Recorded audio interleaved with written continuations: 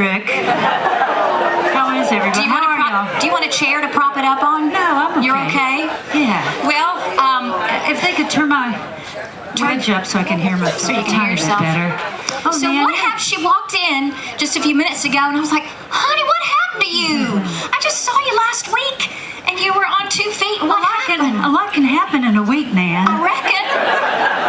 Well, how are you okay, first and foremost? I'm good. I'm here. I'm on the country cruise. How bad can it Y'all, this is how dedicated she is. She's been in the infirmary for the bulk of the day. Is that right? be? No, but the last hour. The last hour. They're nice. They're lovely. Wanted to drop by and see those folks. Just to visit. Pay them a little visit. Not out of necessity. No, it's really silly, you know. What happened? I don't know. All my sheroes, like Dolly and Dottie West and so many that I always looked up to were always, you know, now the style is very casual but I'm like trying to be tiny bit glamorous when I travel, just a little bit. You're always glamorous. Just a little bit. I just want to look nice. Always do. And anyway, but I bought these new sandals at Dillard's. And actually, ladies, you'll understand this. The guys won't have any idea what I'm talking about. They really were flat underneath my feet, but they had a little rise. Platforms. They're platforms. Anyway, but I found out that even platforms are not suitable for San Juan sidewalks. I think I'm going to write a song about San Juan sidewalks. Have totally ruined my trip. No, I haven't ruined it. I hobbled on the cobble. There was a lot of hobbles to the cobble. And I hit something. I don't know what it was. We were leaving a bar. I'd only had one drink. Just one. And it wasn't the pina colada. I can't blame that. Anyway, I just went sideways. And I got a little lovely, tiny little fracture. Just a tiny one. Because if I'm going to do it, I'm going to go big. Yeah. Right. And you're still here. Well, you know, what else am I going to do? Lay up and feel sorry for myself. I mean, she rolled up in a wheelchair, y'all. This is some Got a lot love. of style. Na na na na. I know. Wouldn't that have been funny had they could just hoist you up and you could have been the queen of denial? Well, we were trying to work out the choreography. I can't even talk. No, I'm here. Anyway, I'm glad to be here. Star-studded cruise, just always. I played it one other time and I had so much fun. Well, yeah. I mean, that was you've only done it one other time. My maiden voyage. Yeah. Your maiden voyage. I got to be careful what I do here. I don't want to lose my mystery.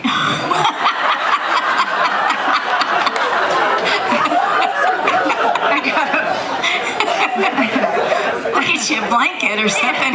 Right. A tea towel there. Oh my God. What did you think about last year was my first time. Just last year. Okay. And the minute I hit this, Tennessee, I'm like calling them up. I have never had more fun. No, it's really good. And it's a captive audience. We got your money. So.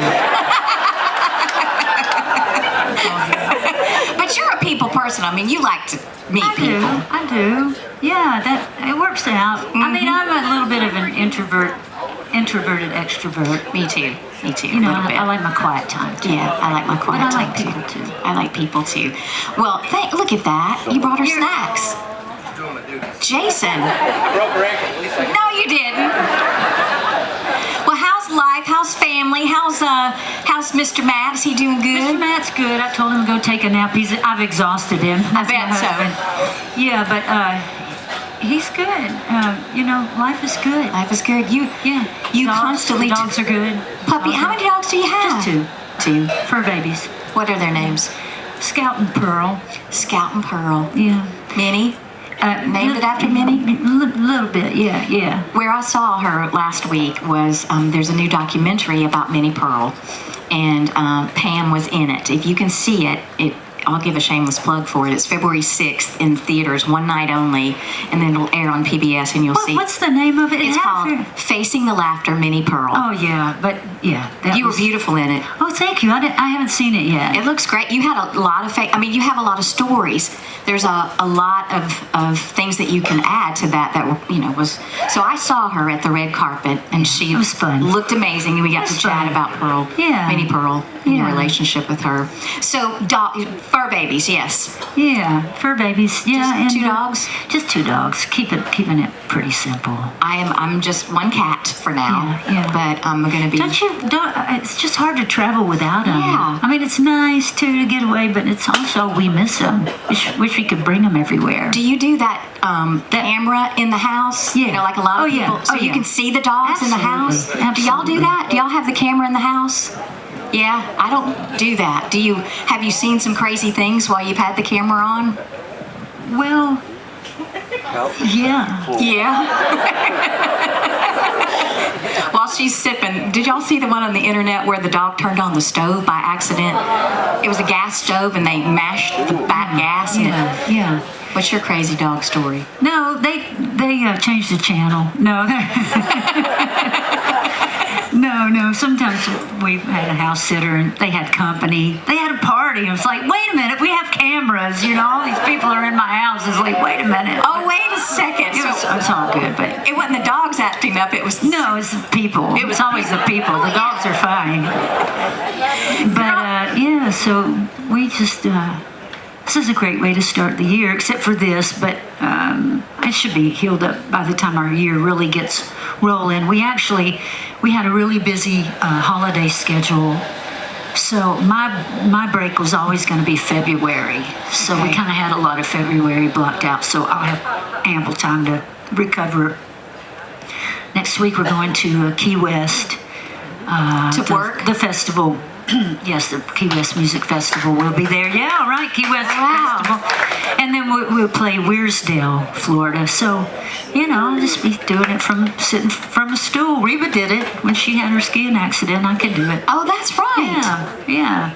And what is it? And I remember the first time I ever did. I got to do, you remember Loretta Lynn's TV show? I got to do that years ago, and I showed up, and she had a big cast on, and I said, Loretta, what happened to you? And she said, Moni told me to get out there and wash a truck.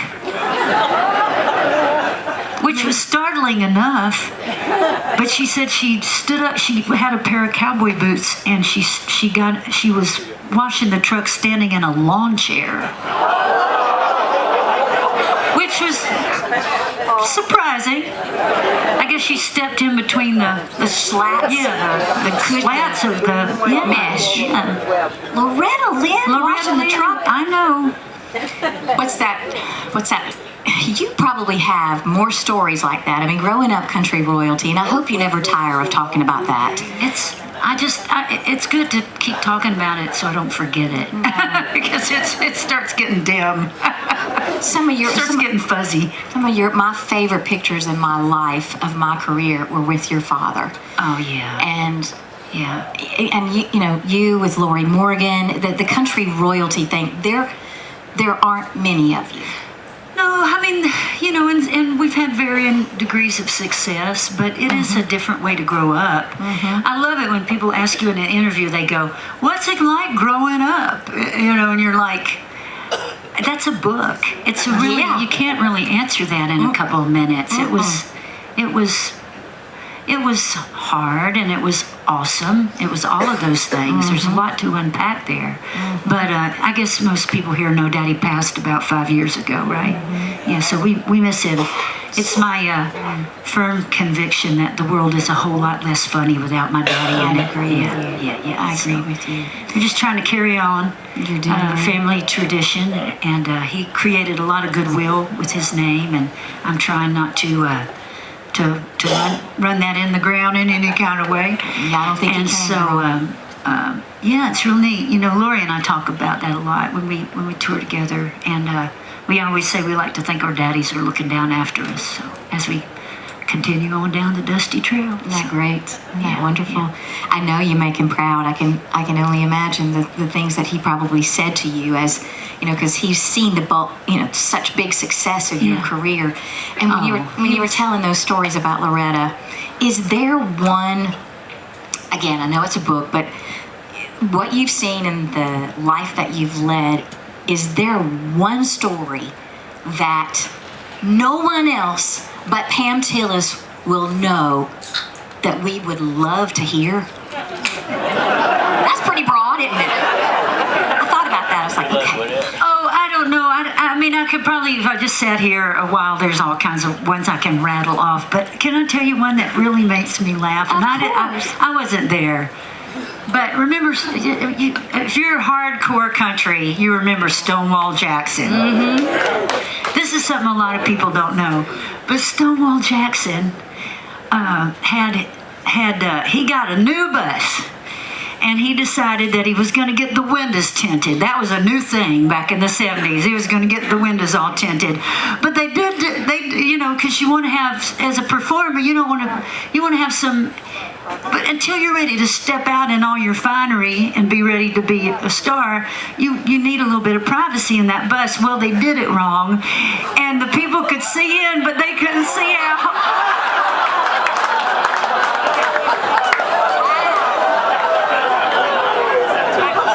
That story. I hope that's not the same on this cruise ship. I know. And then there's a story about you gotta watch me, I'll get on a roll. Wait, we got all the time. Then there's a story about Daddy and I think it was, let's see, let me try to remember. It was Daddy and Porter Wagner, and they went to Harlan Howard's fishing. It was the marina, and you park your boat. There's like a little boathouse, and you pull in. And Daddy was an avid fisherman, and so they went fishing. They'd fish for 3 days. A whole lot of drinking went on too between catching the fish.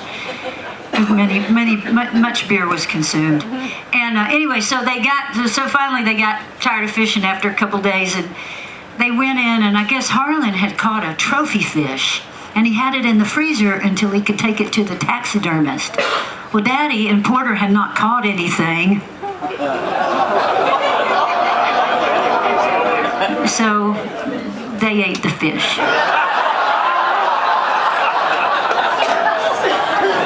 They ate his fish. They ate his fish. I bet Porter and your daddy never got to record another Harlan Howard song in the rest of their career. He only gave him one #1, and that was all he got. Your daddy was such a sweetheart, but so are you. I mean, the apple does not fall far from the tree.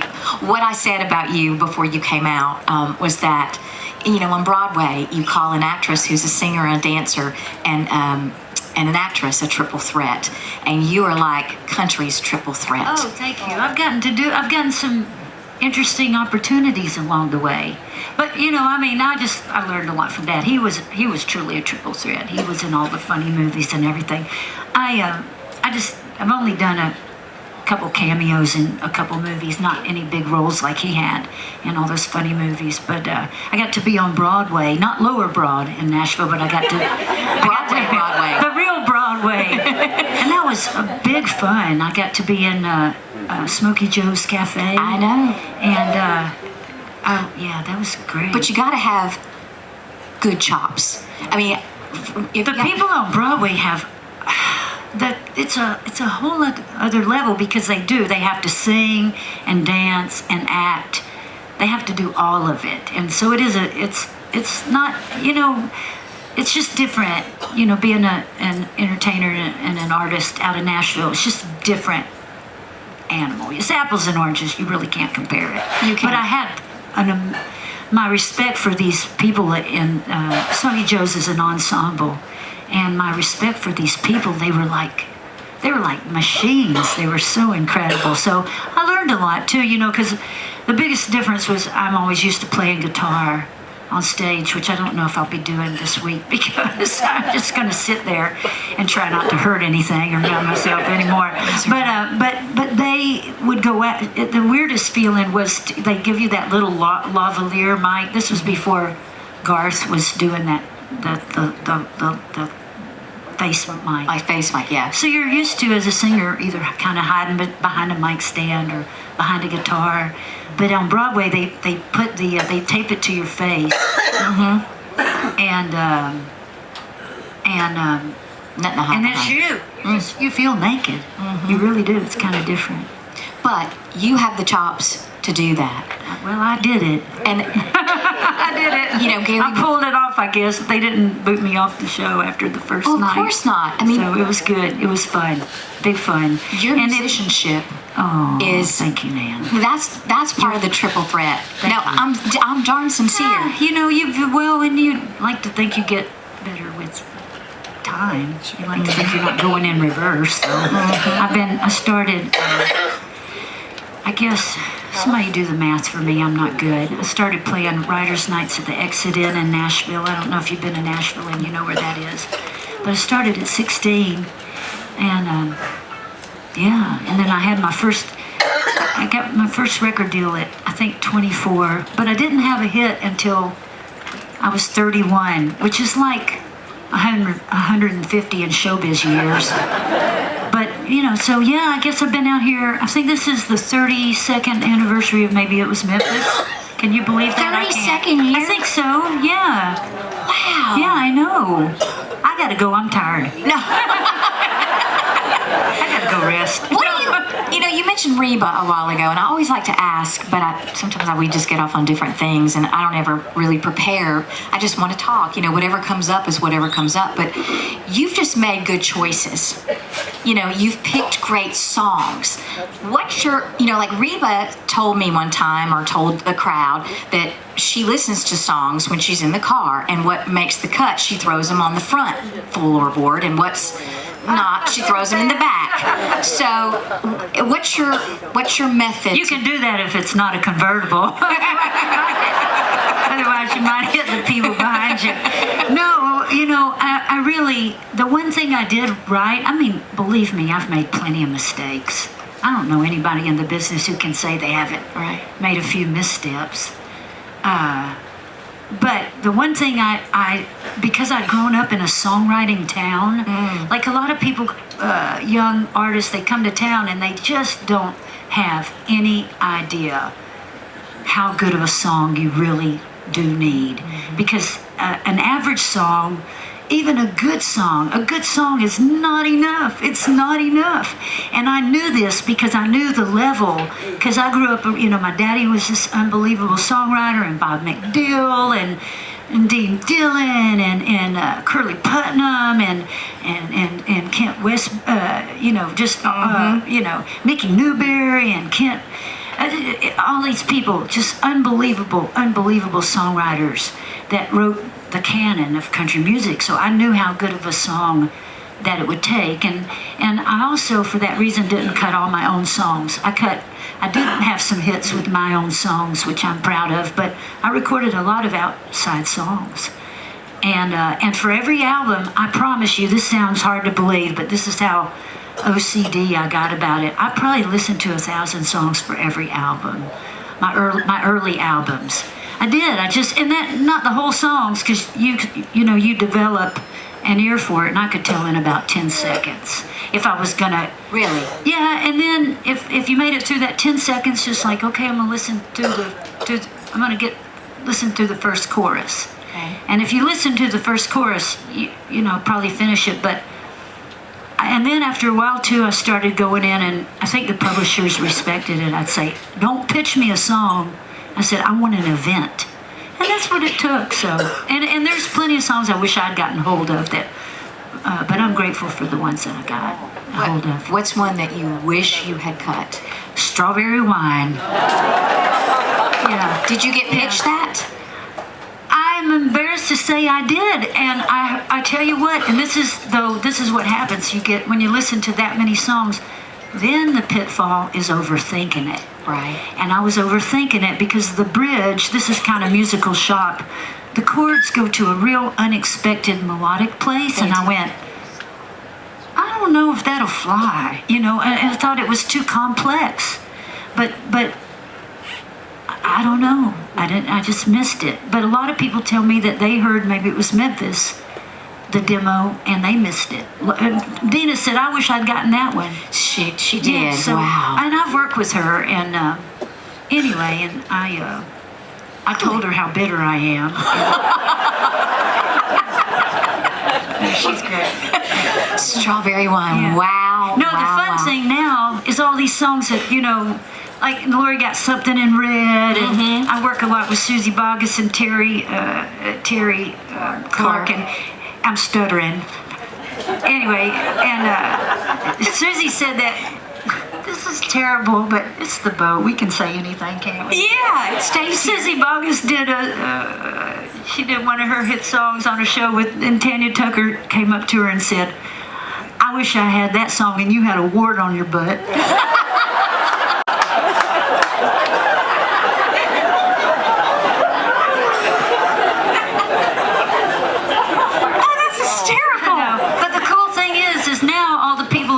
Wish I'd gotten their songs. I'm out on the road with them, and I'm getting to sing along. I'm getting to sing them anyway. So yeah, and so it all works out. I would love to be a fly on the wall because I haven't gotten to see you and Susie and Lori together. Yeah, well, it's me and Susie and Terry, and then Lori and I are Grits and Glamour. Grits and Glamour, Grits and Glamour. Yeah. What's if I was a fly on the wall at one of y'all's shows? It's just two old broads dishing the dirt. The nice thing about it is, she says, "Pam, we've toured on and off together for 12 years now." She said, "You've outlasted most of my husbands."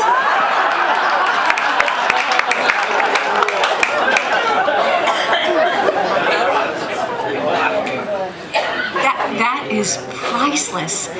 She's a lot of fun. She's funny as hell. I think she's coming next year, right? Or no, yeah, is she back next? She was here last year. I don't know. If you've never seen her in concert, you might not know how funny she is. She's great. But you are too.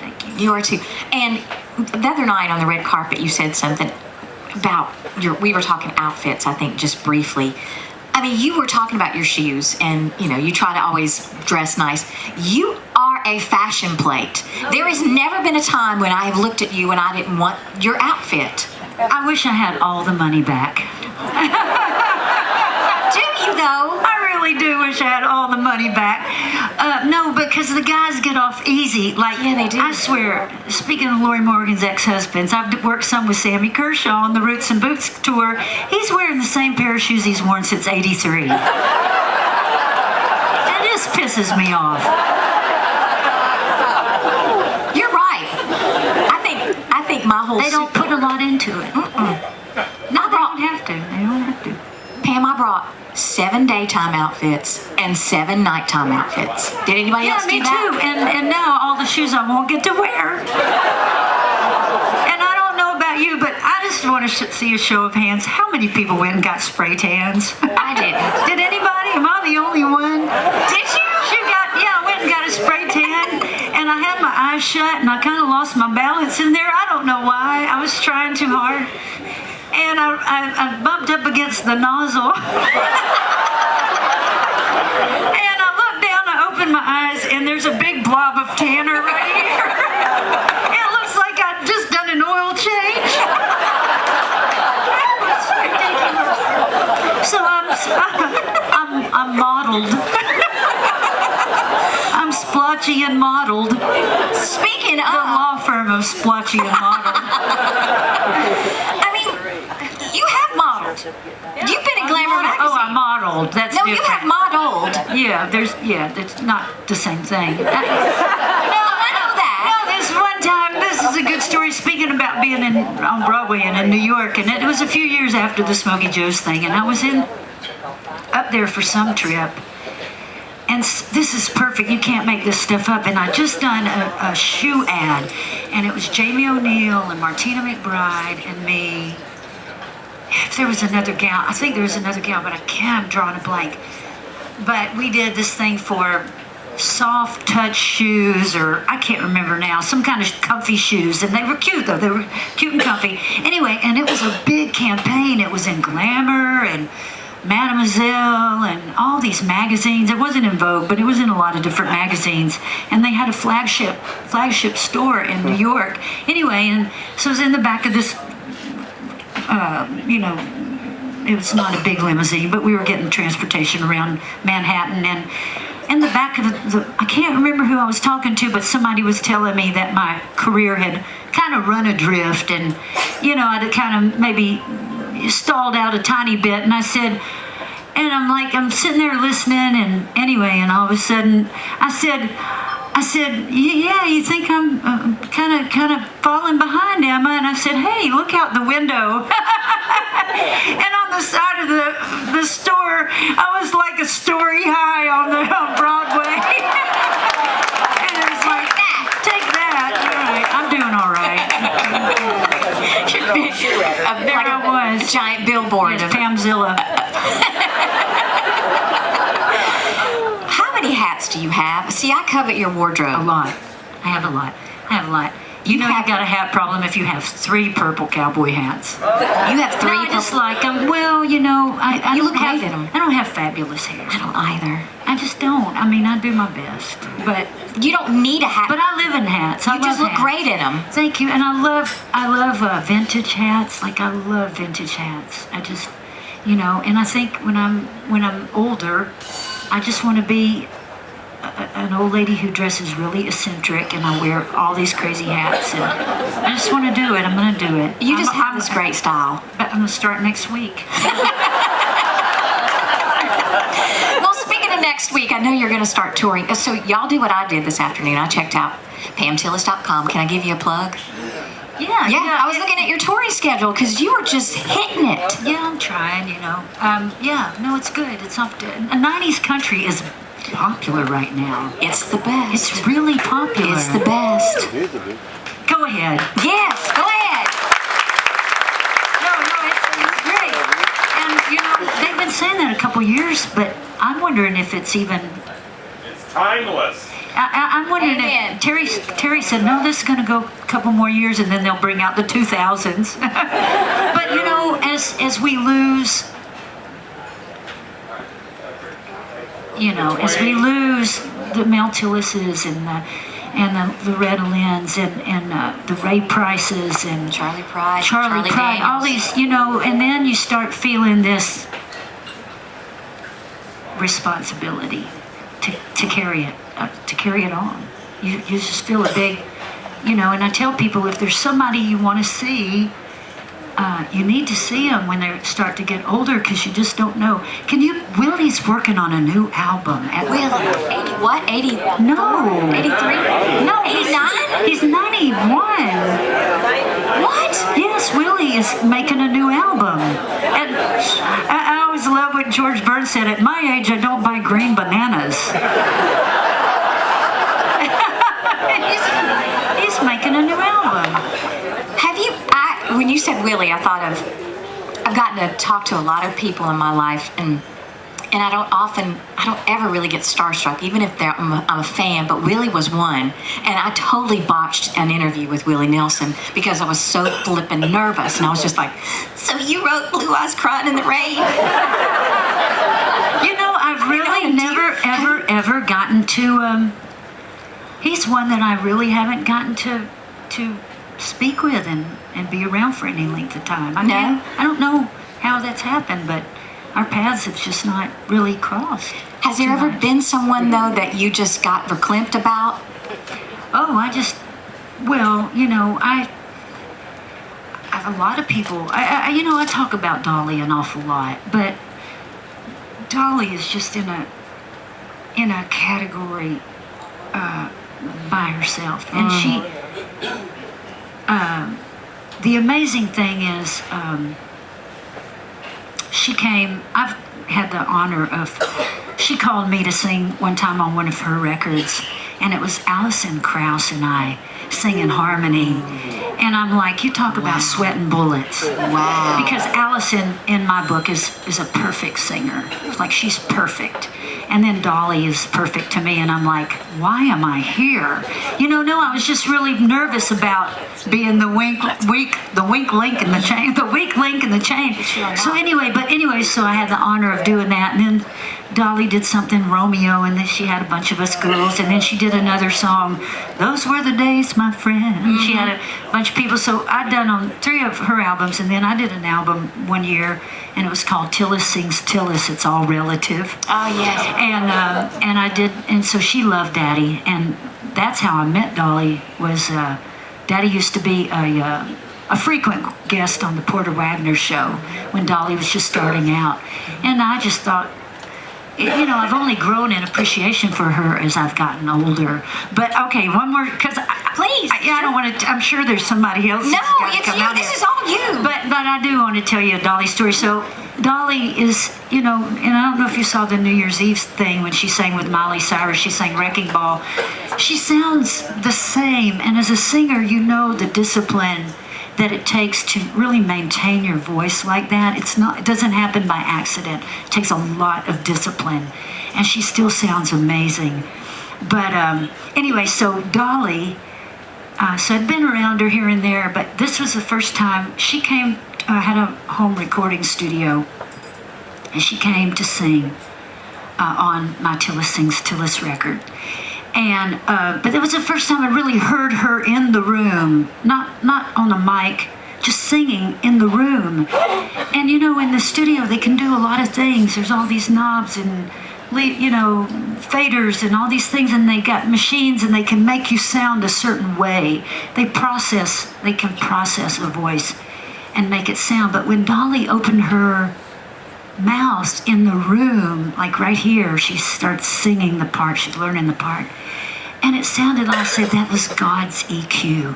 Like it just sounded perfect in the room. Anyway, so my husband was engineering the album. He didn't mix it, but he engineered the tracks. So Dolly comes, and he was such an idiot. He was so blown away that he was just a wreck. He was a total wreck around Dolly. I said, honey, are we going to have to get a little drool bucket for you on the console?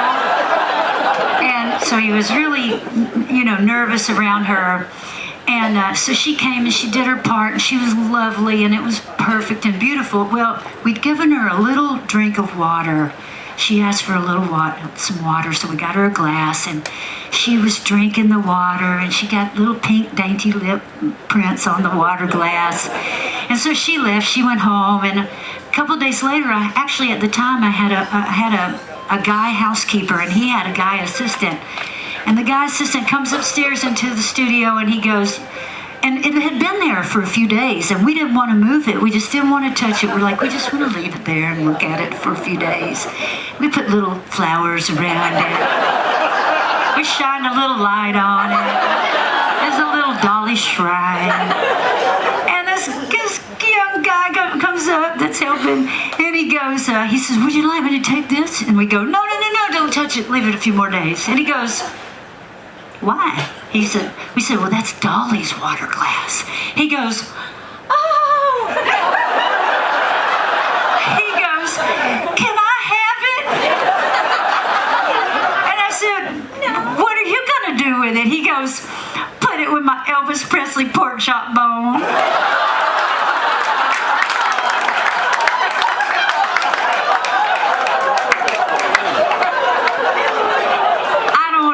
He came by that. That's like the best story I've ever heard.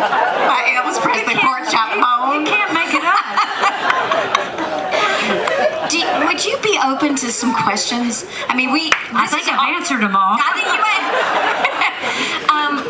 I think we have a little bit of time. If you guys, I don't want to just hog the floor. I get to be around these great folks often, and I just wanted to open up. If you all, if Pam is open to some questions, anybody want to chat?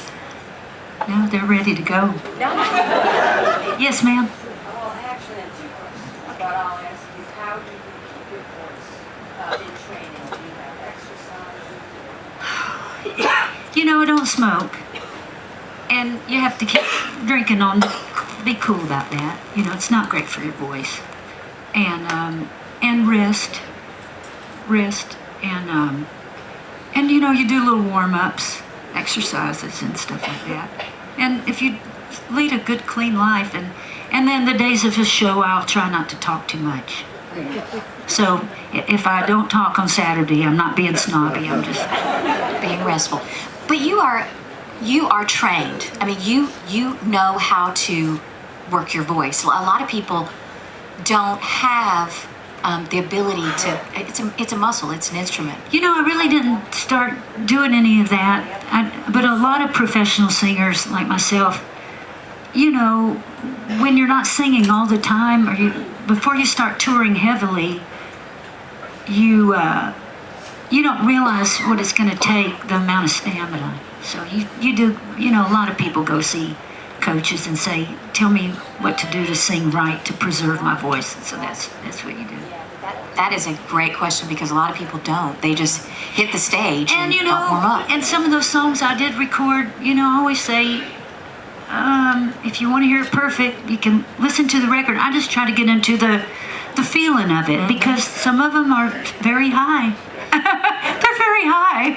What's the most challenging one for you? If I tell you, you'll be waiting for it in the show. You're like, is she going to make it? You'll be white knuckling it out there for me. And so anyway, but I just try to keep it together. But to me, we're just communicating. And I always tell people, you can tell if I had a sour note, it's not recorded. Because some people, I'm not going to name names, but there are people that, they're up there lip syncing, and I always tell them, this is live. This is no Tilly Vanilli. This is really live. It's really live. That's great, Tilly Vanilli. Anybody else? Yes, ma'am. Practice all through COVID. Did you keep your voice going so you didn't let it lay or all through COVID? I should have, and I didn't. Because I will tell you, I just hadn't really stopped in about 28 years when COVID hit. The longest, the longest I'd ever taken off in my entire career was 4 months. I'm a cancer survivor, and I couldn't sing for 4 months. Thank you. And so I was so happy to shut up. I was so happy. But I will tell you the hardest thing about that, and the reason that was a mistake, was when I got back to work, I was winded. Yeah, so I had to work my lung capacity back up. Yeah. Hey. But I will tell you this about coming back. When the sheer joy and appreciation, like if you ever complained about being burnt out, when we finally got back on the road, it was just like a love fest between the audience and the performers, and it's like, it was just the greatest. I get chills talking about it. It was just the greatest feeling to get back out. Yes, sir. Back there. I've seen you at concert several times. I want to get a chance to meet you later. Get an autograph if I can. Yes, sir, no problem. That was my one and only pop album. You can find that at garage sales across America. That's before I decided to come home back to country, but I'm proud of it. I stand by all my work, but yeah, that's it. But I think there's some good stuff on there, but I was a work in progress.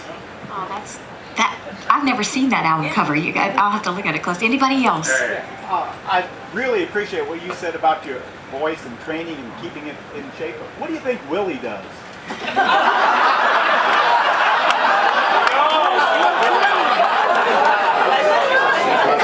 Willie's voice is cured.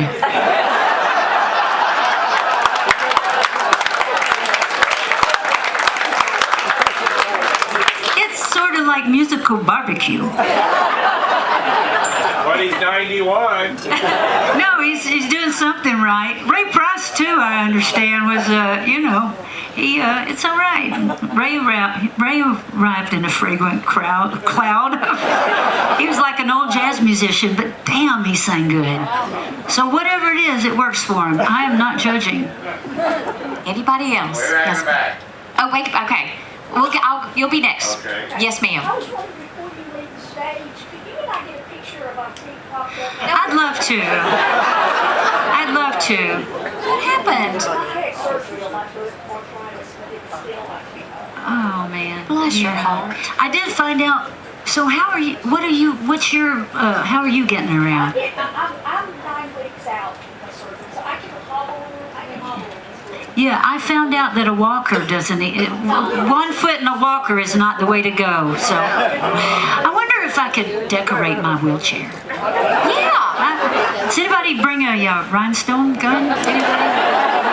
Like a rhinestone wheelchair. There are some great doors people have decorated because these are. Notice that. And so I bet some people have some ribbon and bedazzlers. Okay, I need to bedazzle. Be bedazzled. Okay, sir. You back there in the back, please, sir. Pam, how many years, if any, did you spend in Pahokee growing up? You know, I didn't grow up in Pahokee. Real quickly, because I actually ran into some fellas from Central Florida last night at the hotel. Are you from Florida? I am. Whereabouts? I was in West Palm, and your dad and my dad did a lot of helicopter rides to do the topo, if you will, in Pahokee and around Belle Glade and the lakes out there. Yeah, so Daddy lived that part of his life way before I came along. He met my mother in Plant City, which is about 30 miles inland from Tampa, 25, 30 miles, something like that. And then we moved back and forth till Daddy really got a foothold in the industry. We moved back and forth from Nashville to Florida 7 times till I was 7 years old. It was pretty crazy. So, but I've grown up in Nashville, but I still have so much. I'm 9th generation Floridian, and I really appreciate that part of my roots. And I'm a cracker at heart. But Nashville has been home for many years. One last question, then we'll let her go. Yes, sir. I'm from Plant City, by the way. Oh, great. Hi. We won't do the Strawberry Festival this year. People asked me last night, but they rotate, but I've done it many times. Really stunning. Wow. All right. Yeah. Wow. The ubiquitous Willie Nelson. I saw a video recently with Dad on the Glen Campbell Good Time. Oh, wow. That's really how he got his big break, was Glen Campbell Good Time Hour. But growing up, your dad was with all these legends. Who was his best friend that would come over? Oh, I love this question. Bobby Bear was a very good friend. Roger Miller. Daddy met Roger Miller the day he moved to town. And Roger said, he says, well, what have you been doing before you hit Nashville? He says, well, I was selling. The Lord called me to sell Bibles. He says, really, what are you doing now? He says, well, the Lord called me out. But they met, and can you imagine? So, and you mentioned Miss Minnie, and one of the stories that I told in the documentary was Daddy, to earn a little bit of extra milk money, played a little bit of rhythm guitar in Minnie Pearl's band, and Roger Miller played fiddle in that band. And all I can say is, wouldn't you have loved to have been on that bus? So Roger Miller was wonderful. He brought his kids walkie-talkies one time. And Carl Smith showed up at the house, and different people. It was pretty cool. Well, we think Pam Tillis is wonderful, don't we?